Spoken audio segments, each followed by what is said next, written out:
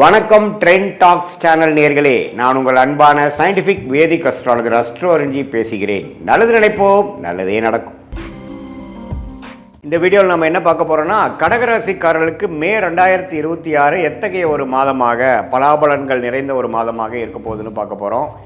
Scientific வேதிக் astrology முறையில் எந்த விதத்திலும் மிகைப்படுத்தாமல், பரிகாரங்கள் அது மாதிரி மூடநம்பிக்கையில் போகாமல், உள்ளது உள்ளவாறு எப்படி ஒரு கிரகம் ஒரு மாதிரியான இடத்துல சஞ்சரிக்கும் பொழுது, பயிற்சி பெறும் பொழுது எது மாதிரி தாக்கத்தை கடகராசிக்காரர்களுக்கு 2026 மே மாதம் கொடுக்க போகிறது அப்படிங்கிறத துல்லியமாக மிகைப்படுத்தாமல் இந்த வீடியோவில் நம்ம பார்க்க போகிறோம்.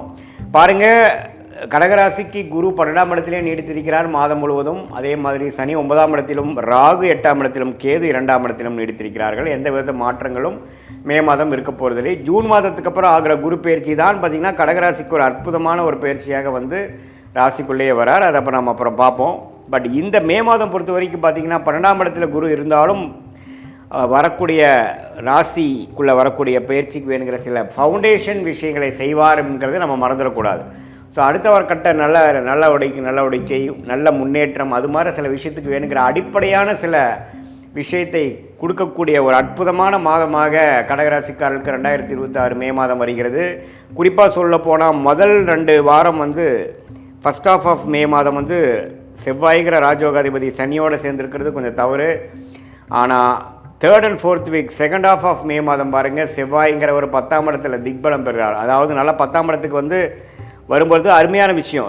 அவரோட வீட்டுக்கு அவரே வரார். ஸோ ராசிக்கு 10ஆம் இடத்துல வருவது வந்து ராஜயோகாதிபதி வருவது தொழிலில் முன்னேற்றம், நல்லாவே வந்து வாழ்க்கையில் என்னென்ன செய்யணும்னு நம்ம ட்ரை பண்ணோமோ அதெல்லாம் கிடைக்கக்கூடிய அமைப்பு இருக்குது. அதே சமயத்தில் சுக்கிரன் 11ஆம் இடத்துல லாபஸ்தானாதிபதி 11லே இருக்கிறார். மாதத்தின் செகண்ட் ஆஃப் பார்த்திங்கன்னா 12ஆம் இடத்துக்குள்ள வந்து குருவோட சேர்றார். ஸோ அதெல்லாம் பார்த்திங்கன்னா சுப விரயங்கள் செய்யக்கூடிய அமைப்பு, பண வரவுகள் நிறையா வரக்கூடிய அமைப்பு, வெளிநாடு பிரயாணங்கள், குடுக்கல் வாங்கல நல்ல விஷயங்கள், இம்போர்ட் எக்ஸ்போர்ட் அப்படிங்கிற மாதிரி பல நற்செய்திகள் வரக்கூடிய ஒரு அற்புதமான செகண்ட் ஆஃப் மே மாதமாக கடகராசிக்காரர்களுக்கு 2026 உண்டு, மே மாதம் உண்டு. அதே மாதிரி சூரியனும் பார்த்திங்கன்னா 10ஆம் இடத்துல இருக்கிறது அருமை.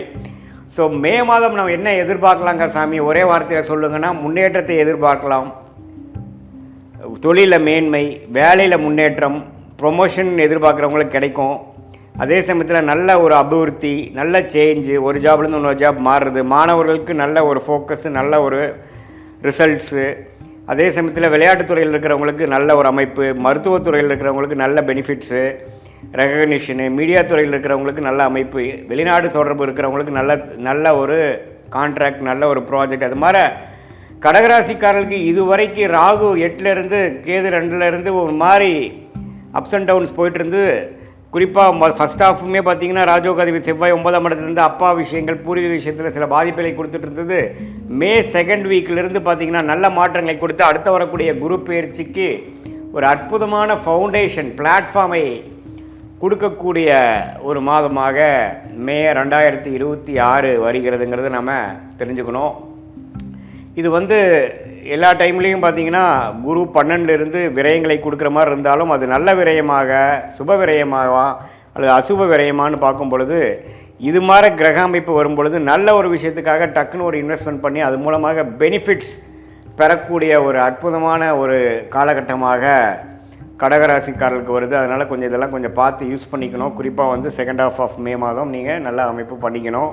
இது பொதுவான பலனை தவிர உங்களுடைய ஜென்ம ஜாதகத்தில் நீங்கள் வந்து பிறந்த தேதி, பிறந்த நேரம், பிறந்த உரை கொடுத்து திருக்கணித பஞ்சாங்கத்தில் நம்ம ஜாதகத்தை போட்டு உங்களுக்கு என்ன நட்சத்திரத்தில் நீங்கள் பிறந்தீங்க, ஆயில்ய நட்சத்திரமா, பூச நட்சத்திரமா, புனர்பூச நட்சத்திரமா, அதே சமயத்தில் அந்த லக்னம் எந்த லக்னத்தில் பிறந்தீங்க, லக்னாதிபதி எப்படி இருக்குது, அந்த லக்னத்துக்கு எந்த மாதிரி யோகமான தசைகள் போய்கொண்டிருக்கிறது அப்படிங்கிறதெல்லாம் நம்ம பார்க்கும் பொழுது அது யோகமான திசையா, சுமாரான திசையா, இந்த கோச்சார் அமைப்பாகிய சனிப்பயிற்சி, குரு பயிற்சி இதெல்லாம் நம்ம இப்போ போயிட்டுருக்கு இல்லைங்களா, அதெல்லாம் சேர்த்து வைத்து பார்க்கும் பொழுது கடகராசிக்கு எத்தகைய ஒரு அமைப்பு வந்து அடுத்த வரக்கூடிய ஷார்ட் டேர்ம் எப்படி இருக்குது, அடுத்த வரக்கூடிய 6 மாதம், 8 மாதம், 10 மாதம் எப்படி இருக்குது, எது மாதிரி திசையில் நம்மளுடைய வாழ்க்கை திரும்புகிறது, எது மாதிரி சாய்ஸ் நம்ம எடுக்கலாம், வேலை வாய்ப்பா, தொழிலா, சில பேர்த்துக்குலாம் பார்த்திங்கன்னா வேலைக்கு போகிறது தான் பெஸ்ட்டு, சில பேர்த்துக்கு பார்த்திங்கன்னா தொழில் பண்ணுறது தான் நேச்சுரலாக நல்லா வரும். ஸோ எது மாதிரி அமைப்புகள் அவங்க இருக்காங்க, எந்த பாவம் வந்து வலுத்திருக்கு, எந்த மாதிரி விஷயங்கள் வந்து இருக்குது, திருமணம் வந்து காதல் திருமணமா அல்லது அரேஞ்ச் மேரேஜா, எது மாதிரி டைமில் நடக்கும், லேட் மேரேஜில் மாதிரி நடக்கிற மாதிரி அமைப்பு இருக்கா, அல்லது வந்து கொஞ்சம் ஏர்லியாகவே நடக்குமா. சில பேர்த்துக்குலாம் பார்த்திங்கன்னா வெளிநாடு அமைப்புகள் நிறையா இருக்குது, சில பேர்த்துக்கு பார்த்திங்கன்னா உள்நாட்டிலே ஜெயிக்கக்கூடிய அமைப்புகள் கண்டிப்பாக இருக்குது. ஸோ இதில் வந்து எது மாதிரி விஷயங்கள் அப்படிங்கிறத நீங்கள் பார்த்து அதுக்கு தகுந்த மாதிரி சயின்டிஃபிக் வேதிக் அஸ்ட்ராலஜி முறையில் நீங்கள் எது மாதிரி அமைப்பை கொடுக்குதுங்கிறத பார்த்து நீங்கள் முடிவெடுக்கிற மாதிரி இருந்ததுன்னா ஒரு அற்புதமான ஒரு முடிவுகள். தேவையற்ற நீங்கள் வந்து நமக்கு மனசில் என்ன தோணுதோ அதை செய்யாமல் நமக்கு எந்த விஷயங்கள் காத்து இருக்கிறது, நம்மளுடைய பிராப்தம் என்ன, நம்மளுடைய கர்மா என்ன அப்படிங்கிறத துல்லியமாக மிகைப்படுத்தாமல் இப்படி பண்ணால் பரிகாரம் பண்ணால் சரியாருங்கிற மாதிரி மூட நம்பிக்கைலாம் போகாமல் என்ன காட்டுதுங்கிறத மட்டும் நம்ம சயின்டிஃபிக்காக தெரிஞ்சு கொண்டு அதுக்கு தகுந்த மாதிரி வாழ்க்கை முடிவுகளை வந்து நீங்கள் வந்து கரெக்டாக எடுத்து அதுக்கு தகுந்த மாதிரி நீங்கள் தேவையற்ற பண விரயங்கள், தேவையற்ற சமய விரயங்களை தவிர்த்து அதுக்கு தகுந்த மாதிரி துறைகளில் போய் அதுக்கு தகுந்த மாதிரி படிப்பை செய்து அந்த காலகட்டம் வருவது வரைக்கும் பொறுமையாக இருந்து செயல்படக்கூடிய கடகராசிக்காரர்கள் கண்டிப்பாக பணவரவில் வந்து எந்த விதத்துலையும் குறைவு இல்லாமல், அதே சமயத்தில் வந்த பணத்தை நான் இப்படி விட்டுட்டேங்க சார் அப்படிங்கிற மாதிரி இல்லாமல் எந்த நேரத்தில் எது வரும்பொழுது எது மாதிரி விஷயங்கள் செய்யலாம் அப்படிங்கிறதை நம்ம முதலே தெரிந்து கொண்டு, சம்டைம்ஸ் பார்த்திங்கன்னா ஒரு 2-3 வருஷம் ஒருமே நடக்காத மாதிரி இருக்கும். அந்த டைமில் நீங்கள் என்ன போட்டாலும் பார்த்திங்கன்னா பண விரயங்கள் தான் ஆகுமே ஒழிய பண வரவு வராது. ஸோ அந்த நேரத்துலலாம் கொஞ்சம் அடக்கி வச்சுட்டு சில நேரத்தில் நீங்கள் ரொம்ப வேகமாக போனீங்கன்னா நல்லா நடக்கும். எந்த நேரங்கள் வந்து நமக்கு அருமையான நேரங்களை தெரிந்து கொண்டு அதுக்கு தகுந்த மாதிரி நம்மளுடைய லைஃப் சிச்சுவேஷனை அமைத்து கொண்டு நம்ம முயற்சிகளை வந்து பிளான் பண்ணோம்னா தேவையற்ற சமய விரயங்கள், தேவையற்ற பண விரயங்களை தவிர்த்து நம்மளுடைய வாழ்க்கையோட குறிக்கோள் என்ன, எது மாதிரி விஷயத்தை நம்ம நோக்கிறோம், எந்த மாதிரி ரிலேஷன்ஷிப் நமக்கு வேணும், எந்த மாதிரி ப்ரொஃபஷன் நமக்கு வேணும், எது மாதிரி ஃபினான்ஷியல் கோல் நமக்கு இருக்குங்கிறதெல்லாம் தெரிந்து, அதே சமயத்தில் நம்மளுடைய 12 பாவமும் நம்ம ஜாதகத்தில் குடும்பமாக இருந்தாலும் சரி, தனமாக இருந்தாலும் சரி, சொத்து விஷயமாக இருந்தாலும் சரி, கடன், நோய், எதிரி, வம்பு வழக்காக இருந்தாலும் நம்ம ஜாதகத்தில் எப்படி காட்டுது, எந்த நேரத்தில் எது விஷயத்தில் நம்ம ஜாக்கிரதையாக இருக்கணும் அப்படிங்கிற விஷயத்தெல்லாம் நம்ம கவனமாக பார்த்து அதுக்கு தகுந்த மாதிரி நம்மளுடைய முன் எச்சரிக்கையோட முன் யோசனையோடு நம்மளுடைய வாழ்க்கை முயற்சிகளையும் வாழ்க்கை செயல்பாடுகளையும் நம்ம செய்யும் பொழுது என்னென்னா, எப்படி ஒரு கூகுள் மேப் வந்து ஒரு மனிதனுக்கு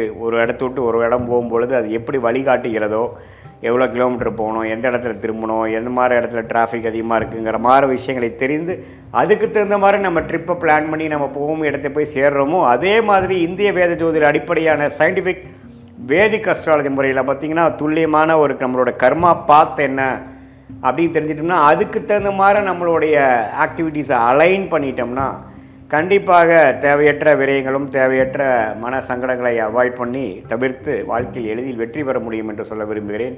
மீண்டும் மற்றொரு காணொளியில் சந்திப்போம். நன்றி, வணக்கம்.